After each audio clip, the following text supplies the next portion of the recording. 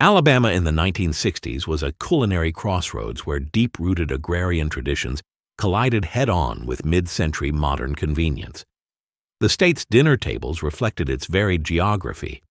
In the northern Appalachian foothills, families still relied on preservation methods and foraging techniques passed down through generations.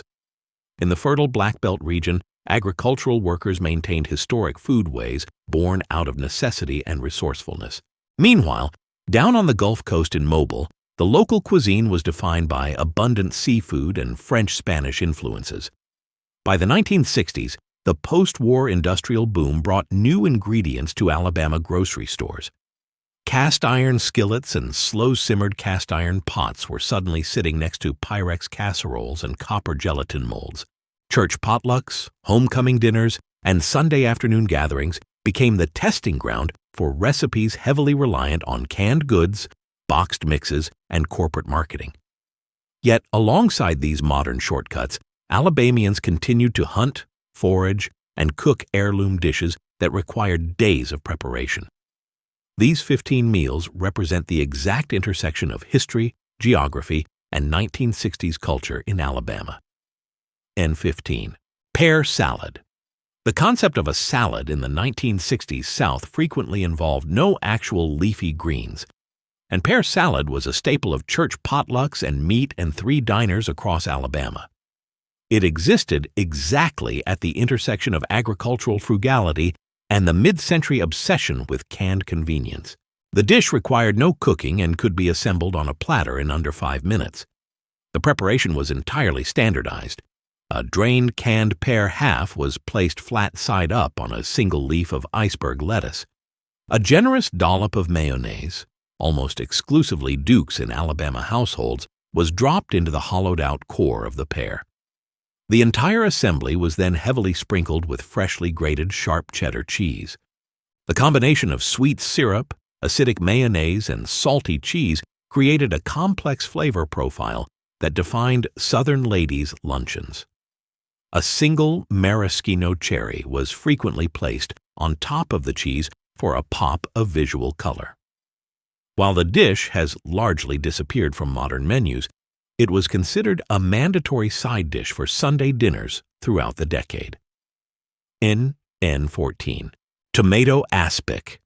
During the 1960s, serving a gelatin-based salad was considered a mark of culinary sophistication and modernity. In Alabama, the undisputed king of savory gelatin was tomato aspic. Unlike the sweet, fruit-filled Jell-O molds of the era, tomato aspic was a tart, savory side dish served alongside heavy meats like roast beef or baked ham. The structural foundation of the dish was Knox unflavored gelatin. The preparation involved heating canned tomato juice or V8 vegetable juice until simmering. The hot juice was seasoned aggressively with celery seed, finely grated white onion, lemon juice, salt, black pepper, and a heavy dash of Worcestershire sauce. The unflavored gelatin was dissolved into the hot liquid, which was then poured into a decorative copper or aluminum ring mold. It required several hours in the refrigerator to set completely. When it was time to serve, the mold was inverted onto a bed of crisp iceberg lettuce. The finishing touch was a large dollop of Duke's mayonnaise placed directly in the center of the ring. The acidity of the tomato and vinegar cut through the richness of the Sunday roast. It dominated formal dinner parties, garden club meetings, and country club buffets throughout 2013. Leather breeches, dried green beans. Before the widespread availability of deep freezers in rural homes, preserving the summer garden harvest for the winter required physical ingenuity. In the Appalachian-influenced regions of northern Alabama, the technique for preserving green beans resulted in a dish known as leather breeches, sometimes referred to as shuck beans. This method involved taking freshly picked green beans, often the Kentucky Wonder variety, and stringing them together, using a sewing needle and heavy-duty cotton thread. The long strands of beans were hung from porch rafters near the kitchen ceiling or in well-ventilated barns to dry in the late summer heat. As the moisture evaporated, the pods shriveled and turned a dull brownish green, visually resembling a pair of dried leather pants, which gave the dish its name. To prepare the beans in the middle of winter, they first had to be soaked in water overnight to rehydrate. The following day, they were placed in a large pot and boiled for a minimum of 3 to 4 hours alongside a smoked ham hock or a chunk of salt pork. The prolonged cooking time was necessary to break down the tuffenoen tulplov. English pea salad church homecomings, family reunions, and Decoration Day gatherings were the centerpieces of social life in 1960s Alabama. At these events, cold side dishes were required to balance the heavy, hot casseroles.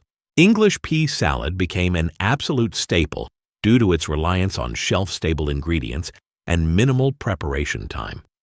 The base of the salad was canned English peas, specifically the Le Sueur brand, which was highly favored in the South for its consistent texture and small silver cans. The preparation required draining the canned peas entirely to prevent the salad from becoming watery. The peas were then combined in a large mixing bowl with sharp cheddar cheese cut into exact quarter-inch cubes, finely diced raw white onion, and chopped hard-boiled eggs. Crispy, crumbled bacon was folded in just before serving to maintain its crunch. The binding agent was strictly mayonnaise. Using a sweetened dressing like Miracle Whip was considered a culinary misstep by traditionalists. The salad was seasoned simply with salt and heavy black pepper, then chilled for at least 2 hours to allow the flavors to meld. It provided a sharp, creamy, and crunchy contrast to the standard meat and 3 plates of the era. The salad required absolutely no cooking, relied on 11. Corn casserole. The 1960s saw a massive shift toward convenience foods, and corporate boxed mixes became standard ingredients in Alabama kitchens. Corn casserole, frequently referred to as corn pudding, perfectly exemplified this transition.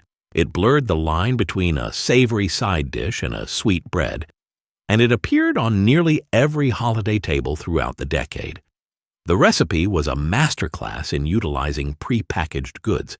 It required exactly 1 can of whole kernel corn, drained, and 1 can of cream-style corn, undrained. These were mixed together with 1 box of Jiffy brand corn muffin mix, a half cup of melted butter, and 1 cup of sour cream.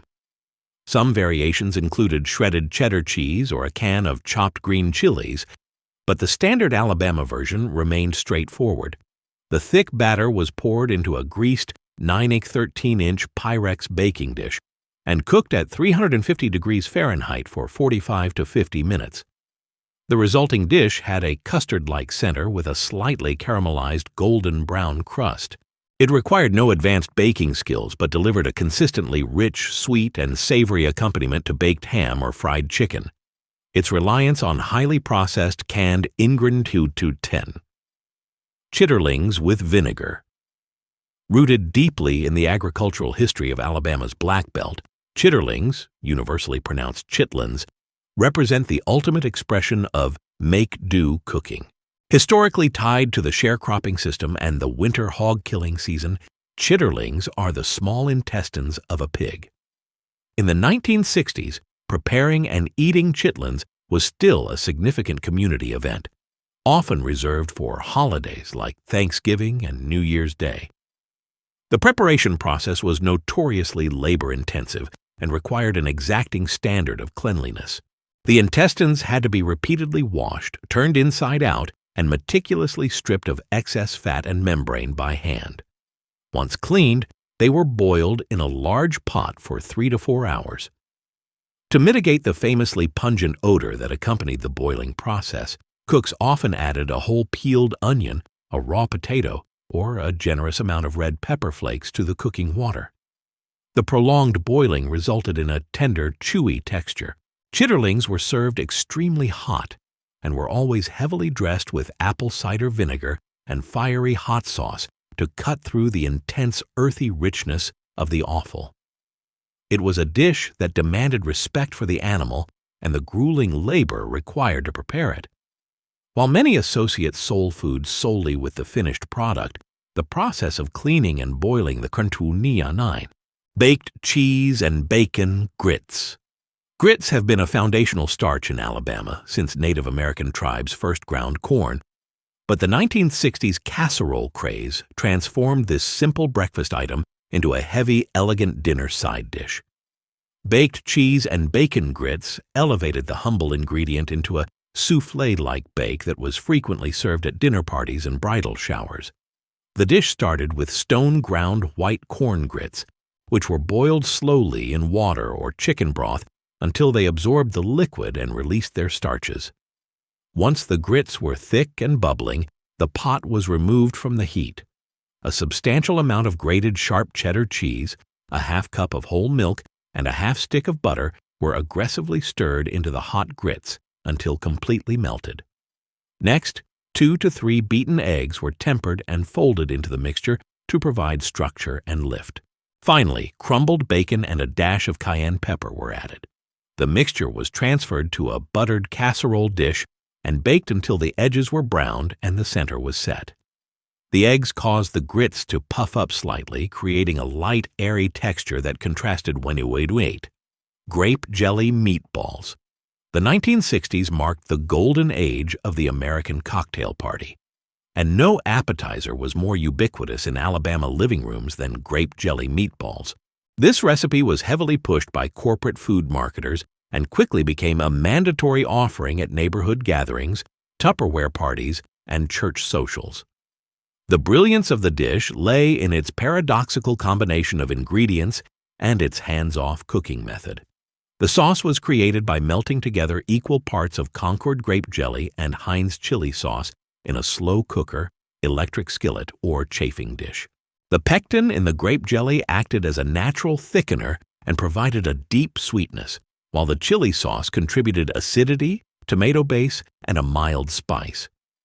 Once the sauce was bubbling, bags of frozen, pre-cooked meatballs were submerged into the liquid.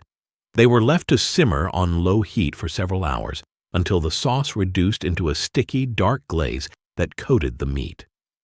Guests served themselves by spearing the meatballs with brightly colored Lipton onion soup dip. Alongside grape jelly meatballs, Lipton onion soup dip was the other non-negotiable component of a 1960s Alabama social event.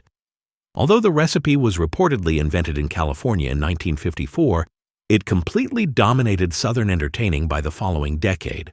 It perfectly captured the era's reliance on dehydrated, shelf-stable ingredients.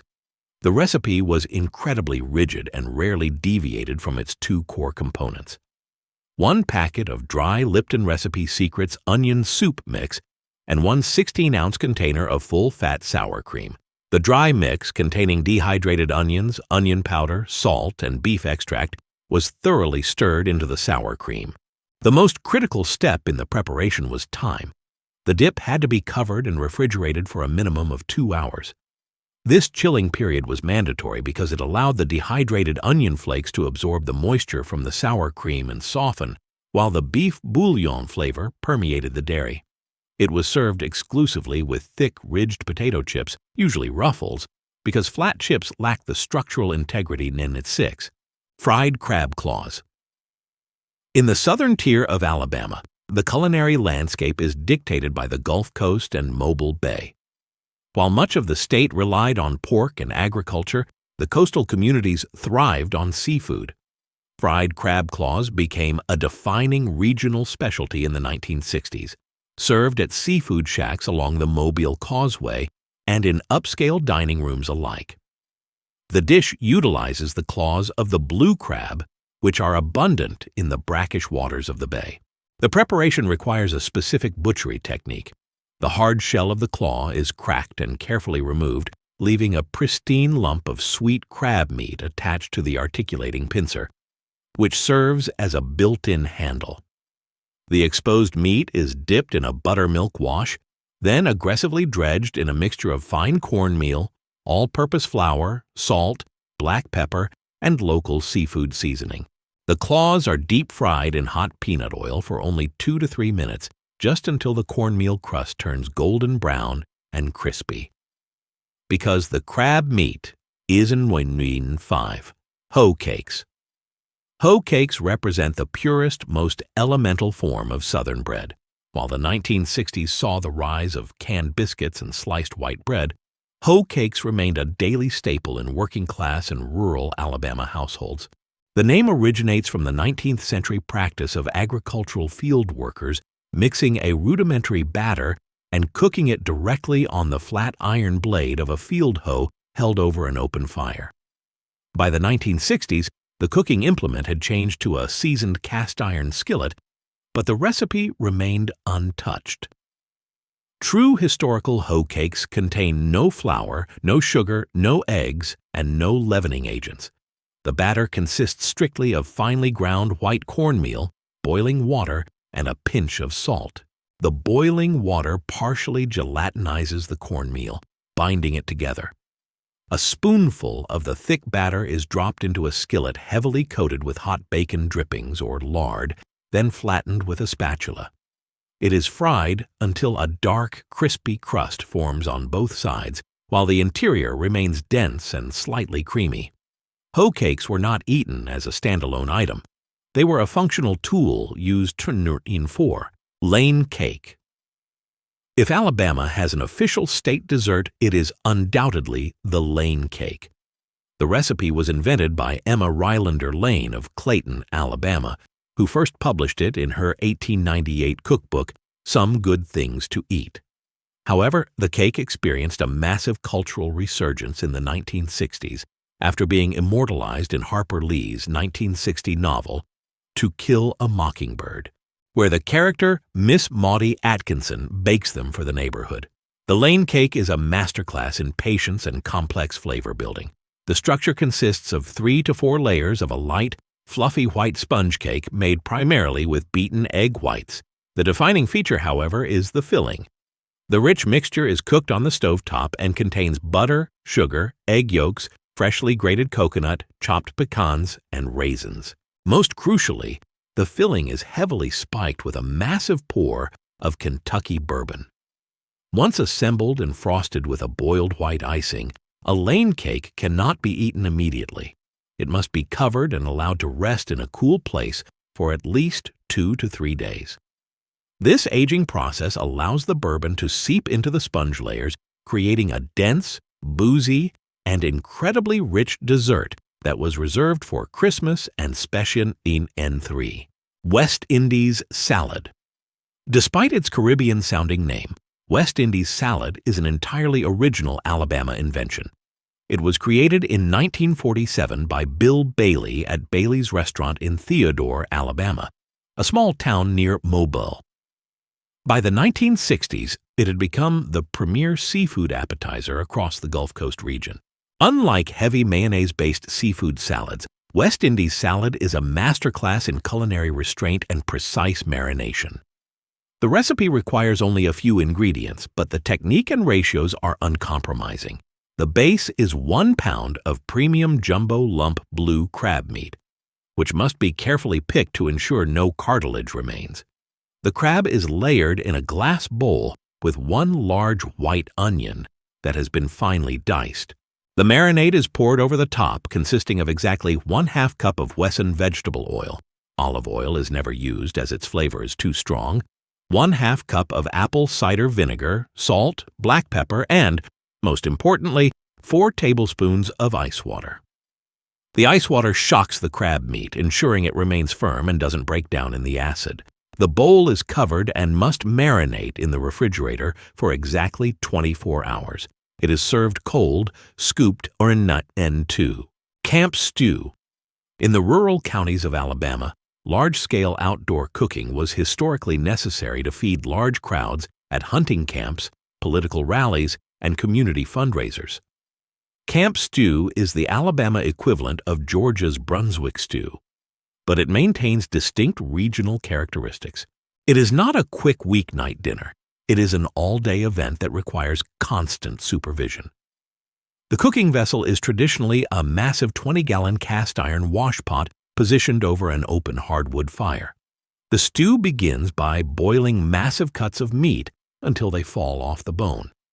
While modern versions use pork shoulder and beef chuck roast, 1960s rural versions frequently incorporated wild game such as venison, squirrel, or rabbit. The tender meat is shredded and returned to the pot along with an immense volume of vegetables, creamed corn, crushed tomatoes, diced potatoes, and lima beans. The stew is heavily seasoned with black pepper, vinegar, and hot sauce. It is left to simmer over the coals for 12 to 14 hours. Because the stew is incredibly thick, it must be stirred constantly with a wooden boat paddle or a custom-carved oak stick. One. Chicken with white BBQ sauce. The most historically significant and geographically specific dish on this list is smoked chicken bathed in Alabama white BBQ sauce. Created by Bob Gibson in Decatur, Alabama in 1925, the sauce had become a backyard barbecue standard across the entire northern half of the state by the 1960s. It stands in stark defiance of the thick, tomato and molasses-based sauces found in Texas or Kansas City. Alabama white sauce contains absolutely no tomatoes.